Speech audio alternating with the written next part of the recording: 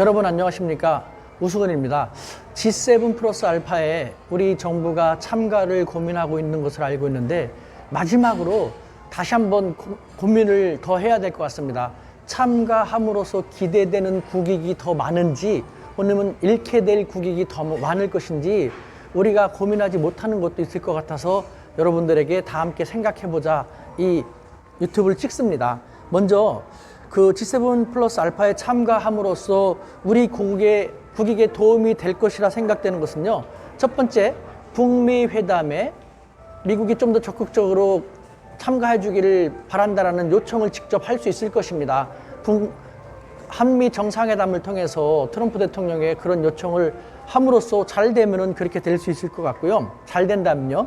그 다음에 G7 국가들과의 대등한 교류, G7 하면 국제사에서 가장 명실공히 잘 나가는 그런 국가들이지 않습니까? 그런 국가들과의 교류의 장에서 대등하게 교류할 수 있다는 장점도 있고요.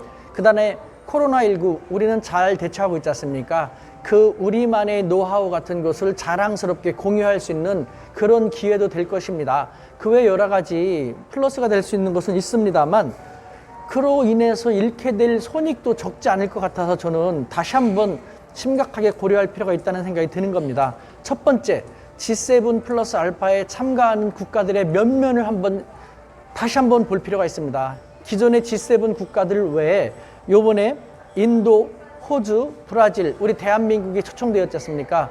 브라질은 어떨지 몰라도 인도라든가 호주, 그리고 G7 국가들은요, 반중 전선, 중국에 대한 이미지를 안 좋게 갖고 있는 국가들입니다. 요번에 미국 대통령 트럼프는 이들 국가들을 불러 모아서 분명히 이 G7 플러스 알파를 반중 전선을 한층 더 강화하는 그런 기회로 삼으려고 할 것이 자명합니다.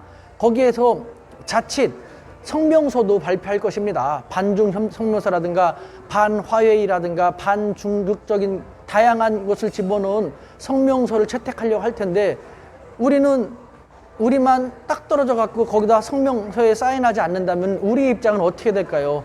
참가함으로써 우리는 그 자리에서 왕따가 된 모습이 연출될 수도 있습니다. 이런 것을 고려할 때 다시 한번 생각할 필요 있고요.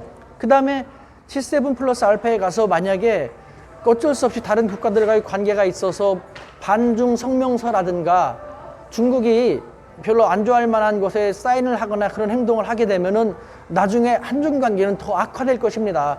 현재 우리 경제는 중국과의 경제 협력을 통해서 그만큼 더 개선될 필요가 있는데 부양시킬 필요가 있는데 중국이 꿍 함으로써 그 기회가 더 안 좋아지게 될 수도 있습니다. 벌써부터 중국은 여러 가지 이유를 대면서 한중 경제 협력 같은 것, 한국의 산업계에 대한 협력 같은 것에 대해서 주저하는 모습이 벌써 보입니다.